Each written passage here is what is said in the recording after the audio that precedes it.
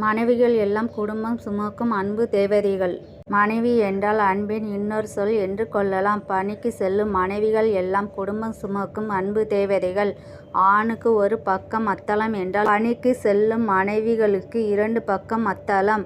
பெண் என்கிற கிரீடம் அழகுதான் என்றாலும் அவளை வெளியில் உள்ள சமூகம் கிள்ளிக் கொண்டேதான் இருக்கும். கணவர்கள் கொஞ்சம் கை கொடுங்கள். உங்களுக்காக வாழ்ந்து கொண்டு இருக்கும் அந்த அன்பு பறவையை அரவணைத்து வைத்து கொள்ளுங்கள். அன்பாக பேசுங்கள். சமையல் பணியை நேரம் கிடைக்கும் போதெல்லாம் பகிர்ந்து கொள்ளுங்கள். மனைவிக்கு கை வலிய, உடல் வலிய, மனசு வலிய புரிந்து கொள்ளுங்கள். உங்கள் மகளை கவனிப்பது போல் உங்கள் மனைவியையும் கவனித்து கொள்ளுங்கள்.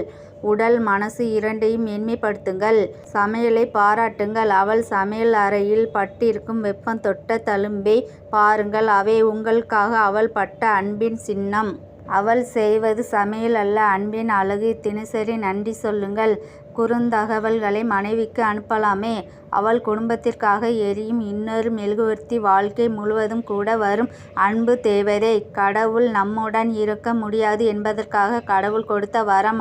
அன்னையும் மனைவியும் அவள் கண்களில் கண்ணீர் வராமல் பார்த்து கொள்ளுங்கள். மூன்றாவது கையாக நீங்கள் இருங்கள். பெண் கண்ணீர் விட்டால் அங்கே செல்வம் தங்காது.